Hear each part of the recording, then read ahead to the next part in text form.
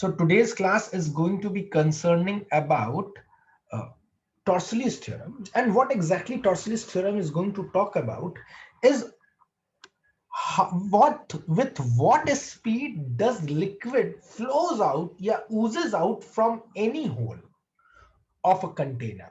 तो ये बात क्या करने जा रहा है टॉर्सलिस थ्योरम, ये बताने जा रहा है कि जब लिक्विड किसी कंटेनर के किसी ओरिफिस या होल से फ्लो करती है तो उसकी जो स्पीड है वो स्पीड कितनी है। जैसे तुम यहां पर देख सकते हैं कि टैंक है और इस टैंक के अंदर एक होल बना हुआ है, तो इस होल से जब लिक्विड ऊज आउट कर रहा है, बह रहा है, तो जो लिक्विड बह के आ रहा है उसकी स्पीड कितनी होने वाली है, इसी चीज के बारे में टॉर्सलीज थ्योरम या टॉर्सलीज लॉ बताएगा।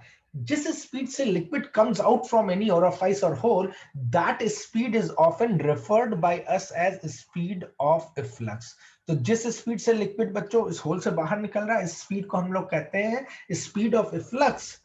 और ये जो होल है, ये होल किसी भी कंटेनर के या टैंक के स्मॉल h हाइट बिलो है from the free surface of the liquid.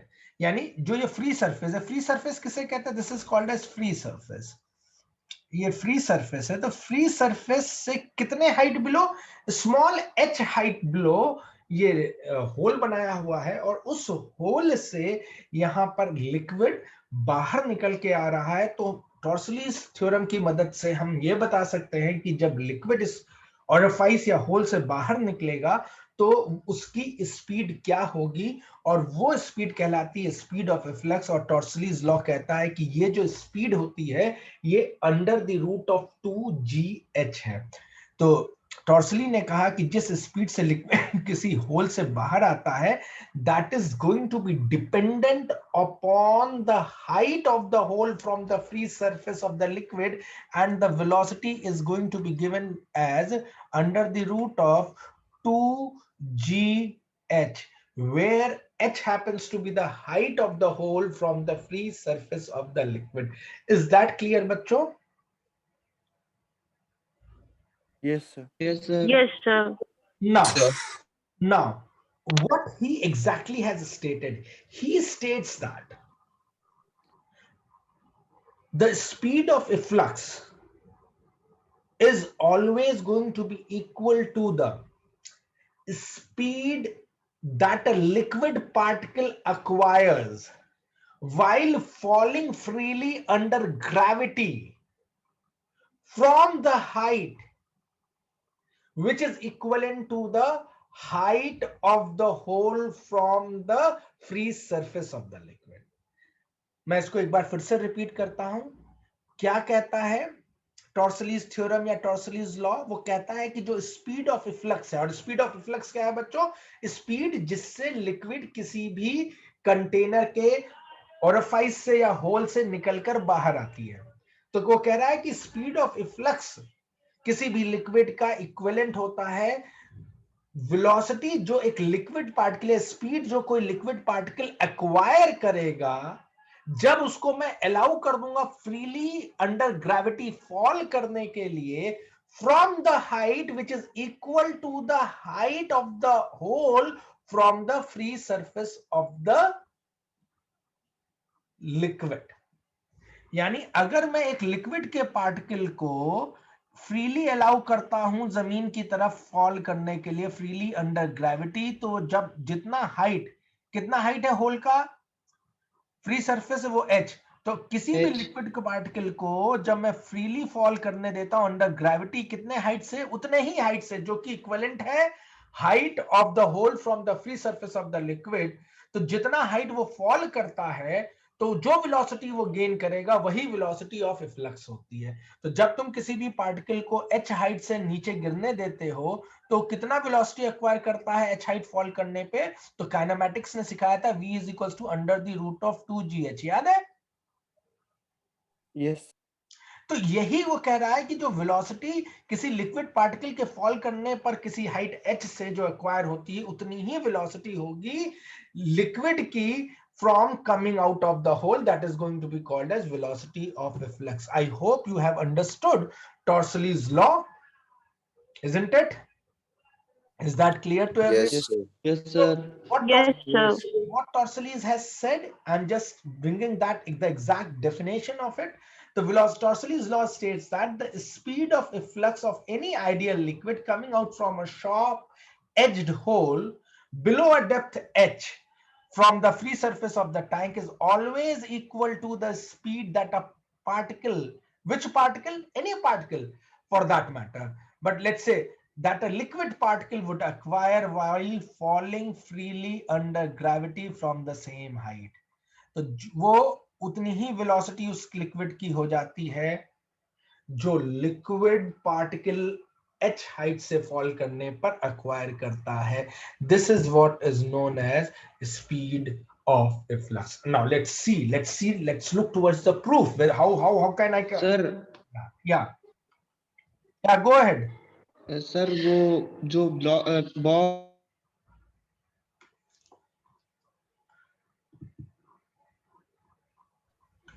So this is the statement of the Torsales theorem. Now let's look towards the proof of Torsales theorem. How can I conclude that whether Torsales, whatsoever the Torsales has stated is correct or not? So let's look for the proof. Now in liquid, what we do, we are going to apply Bernoulli's theorem. और Bernoulli's theorem तो हमें मालूम है क्या कहता है कि total energy of a flowing liquid is always going to remain constant. तो टोटल एनर्जी किसी भी फ्लोइंग लिक्विड की कांस्टेंट रहती है, यानी P plus half rho V square plus rho g H is equals to constant. ये हमारा Bernoulli's theorem का स्टेटमेंट था. क्या था? P plus half rho V square plus rho g H is equals to constant. P इसमें क्या था? P कहलाता था pressure energy. Half rho V square ये था kinetic energy per unit volume of the liquid. And rho g H क्या था बच्चों? Potential energy per unit volume of the liquid. अब उसको मैं सब्स्टिट्यूट करता हूं यहां पर, तो P1 plus half rho V1 square plus rho g H1 must be equals to P2 plus half rho V2 square plus rho g H2. अब देखो P1 अगर मैं 2 पॉइंट्स इसमें इस पूरे डिस्कशन में ले लूं, एक पॉइंट 1 और दूसरा point 2. 1 free surface of the liquid का पॉइंट है, ये पॉइंट 1 है, और पॉइंट 2 जो है बच्चों वो फ्री एंड यहां पर पॉइंट 2 है. ठीक है.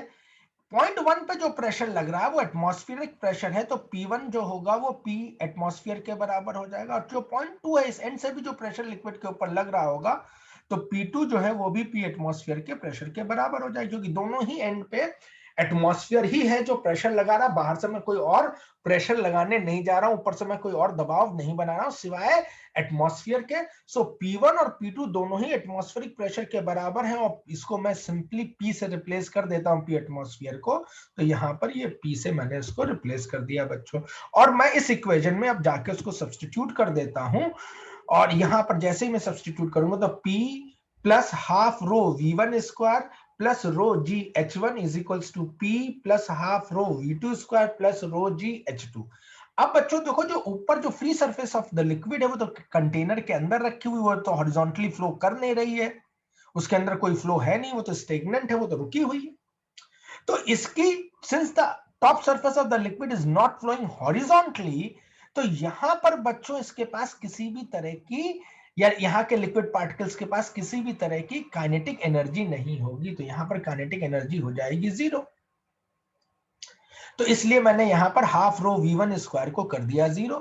और यहां के जो लिक्विड पार्टिकल्स हैं वो जमीन से जो lowest level of the question है यानी ग्राउंड लेवल से वो कैपिटल H हाइट पे है एज पर द डायग्राम.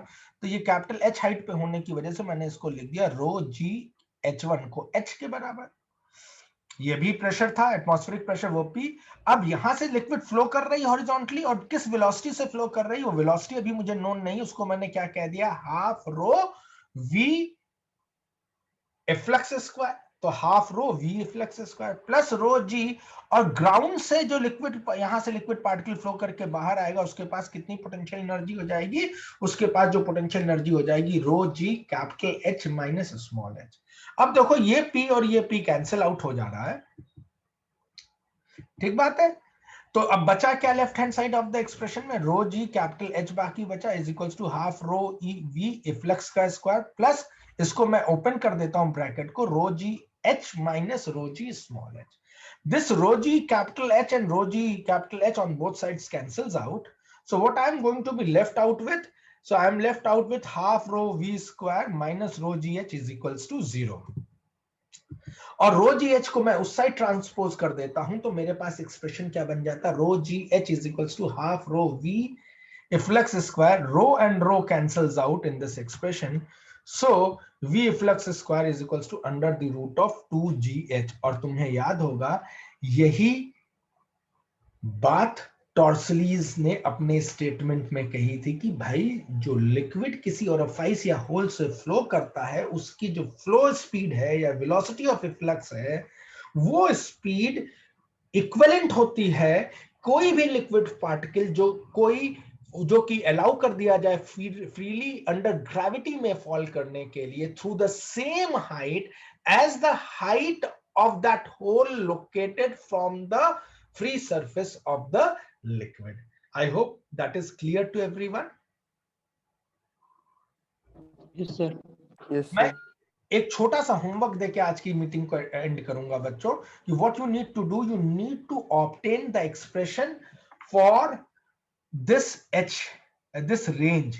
अब ये लिक्विड का पार्टिकल कितने डिस्टेंस पे जाकर हिट करने वाला है, इसका रेंज क्या होगा, ये आपको फाइंड करके मुझे बताना होगा. ठीक है, तो आप प्लीज इस रेंज को फाइंड करिए और मुझे नेक्स्ट टर्न पे बताइएगा कि क्या ये रेंज निकल के आई. मैं हिंट दे देता हूं कैसे करना होगा. अब यहां से जो लिक्विड पार्टिकल निकल के आ रहा है, प्रोजेक्टाइल मोशन का क्वेश्चन है तो ये, हाँ जी बिल्कुल सही है, लिक्विड पार्टिकल प्रोजेक्टाइल मोशन की तरह अब चलेगा. तो यहां से जो लिक्विड का पार्टिकल निकल के आएगा उसके पास horizontal component of the velocity जो हो जाएगा वो हो जाएगा under the root of 2gh. और वो कितना हाइट फॉल करेगा, वो ये हाइट फॉल कर रहा होगा जो कि h माइनस स्मॉल h का हाइट होगा. तो इस हाइट को फॉल करने में उसको कुल कितना टाइम लगेगा, तो टाइम निकालने का तरीका तुम्हें मालूम है, under the root of 2h minus h upon g. Kinematics से आप ये हाइट निकाल सकते हो, सॉरी ये टाइम निकाल सकते हो, टाइम ऑफ फ्लाइट, जितनी देर तक लिक्विड पार्टिकल एयर में रहने वाला है while coming out, after coming out from the orifice. अब ये हाइट आपको पता चल गया, उस हाइट को नोन करने के बाद या फाइंड करने के बाद आपको ये डिस्टेंस निकालना है. तो इस डिस्टेंस इसको r से डिनोट किया गया, x is equals to r is equals to जिस वेलोसिटी से लिक्विड पार्टिकल आया है तो वो v फ्लक्स था मल्टीप्लाइड बाय टाइम. अब आपको v फ्लक्स की वैल्यू पता है बच्चों, टाइम का वो फैक्टर पता है, उन दोनों को मल्टीप्लाई करेंगे, सिंप्लीफाई करेंगे तो आपके पास वो रेंज निकल के आ जाएगी जहां पर लिक्विड पार्टिकल आकर ग्राउंड को हिट कर सकता है. बात क्लियर हो गई बच्चों? जी yes, सर. sir. तो ये तो रहा फ्लूइड्स के ऊपर बातचीत. आप इसके ऊपर न्यूमेरिकल्स प्रॉब्लम को आप सॉल्व करिएगा. नेक्स्ट टर्न पे हम लोग सरफेस टेंशन स्टार्ट कर रहे होंगे और स्टोक्स लॉ से पहले देखेंगे. ठीक है, ये दो टॉपिक्स हम लोग को देखने हैं जो हम लोग नेक्स्ट टर्न पे उसको स्टडी करेंगे. क्लियर है बात बच्चों? मैं आज की मीटिंग यहीं पे एंड करता हूं. ठीक है. Thank you very much. Thank you, sir. Thank you sir.